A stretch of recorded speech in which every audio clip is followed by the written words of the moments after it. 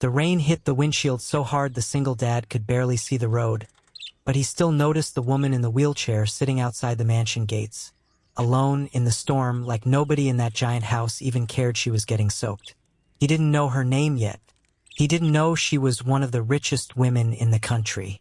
All he knew was that something inside him wouldn't let him drive past her. He pulled his delivery van over, hazard lights blinking through the rain, and ran to her side with the only umbrella he had, the small one his daughter kept in his van for emergencies. "Ma'am, are you okay?" he asked, kneeling down so he could look her in the eyes instead of down at her. She looked at him like no one had asked her that in years. "I'm fine," she said, though her voice cracked in the middle of the word fine. Like even she didn't believe it. He was just a delivery driver, running late on his route, with a 9-year-old daughter waiting for him at home and a stack of bills waiting for him on the kitchen counter.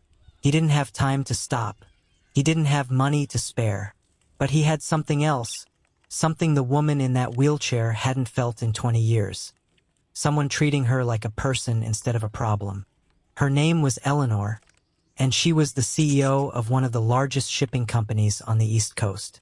20 years ago, a car accident took the use of her legs, and somewhere along the way it took something else too.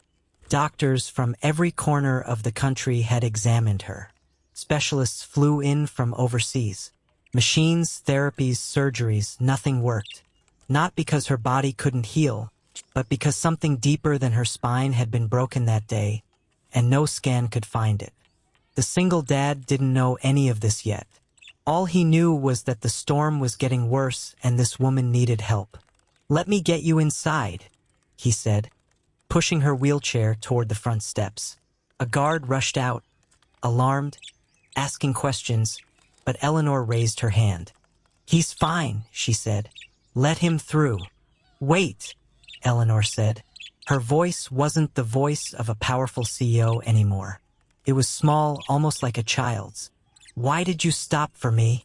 He shrugged, water still dripping from his jacket. "Because nobody should be alone in the rain," he said simply. "My daughter would never forgive me if I left someone like that." That single sentence hit Eleanor harder than any doctor's diagnosis ever had. She hadn't heard anyone speak about kindness like that in years.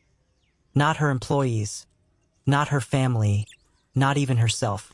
"You have a daughter?" she asked. "Yeah, she's 9. It's just me and her," he said, glancing at the clock, realizing he was already late. "I should go. She's waiting." But something made him pause at the door. Eleanor's eyes were filled with tears she was clearly fighting to hold back. "Can you come back tomorrow?" she asked.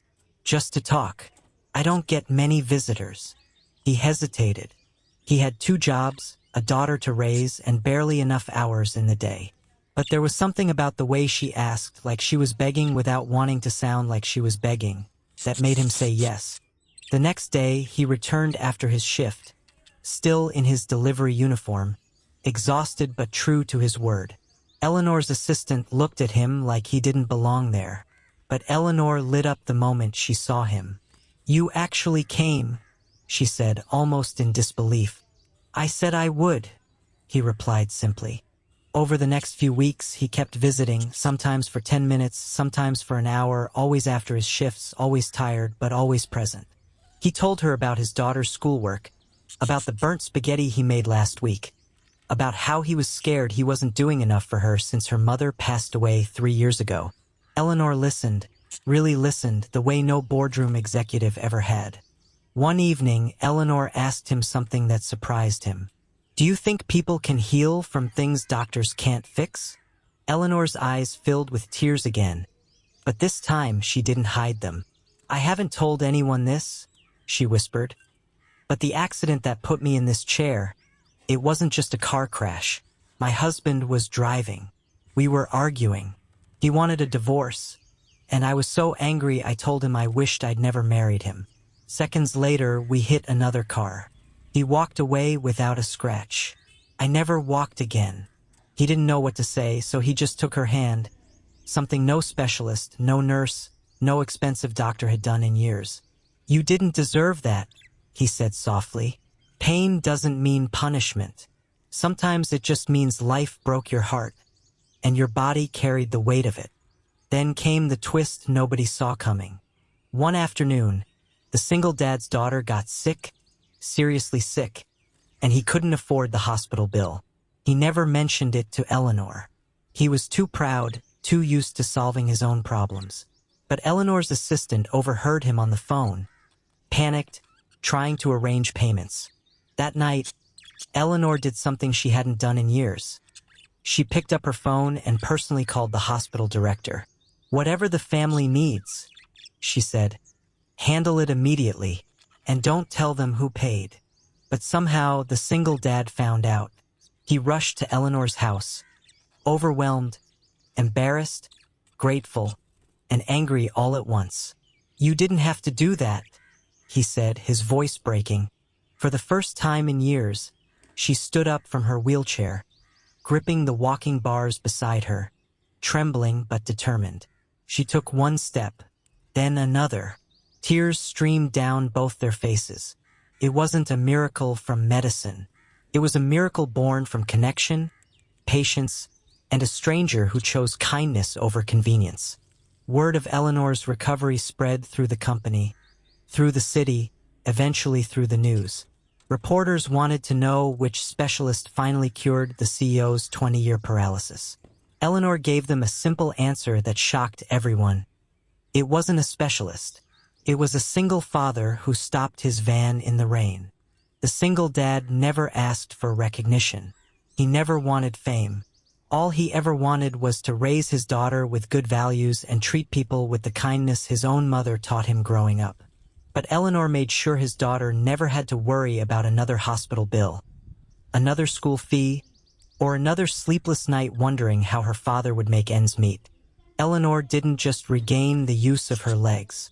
She regained her will to live, her trust in people, and a friendship that healed wounds far deeper than any surgery could reach. And the single dad, a man who had nothing to offer but compassion, ended up changing the life of one of the most powerful women in the country. Not with money, not with status, but with something far more valuable: genuine human kindness. Years later, Eleanor would often say that the day she was sitting alone in the rain was the day her real life began. Not because a stranger felt sorry for her, but because a stranger saw her as a person worth stopping for. And the single dad, still doing his delivery route every morning, still raising his daughter with love and humility, never once thought of himself as a hero. To him, he just did what anyone with a good heart should do. But to Eleanor, and to everyone who heard their story, he was the reminder that sometimes the world's greatest healing doesn't come from medicine. It comes from someone willing to stop, to listen, and to care. If this story touched your heart, please like this video, leave a comment to share your thoughts, share it with someone who needs hope today, and subscribe to Wings of Kindness for more inspiring stories. Remember, even the smallest act of kindness can change someone's life forever.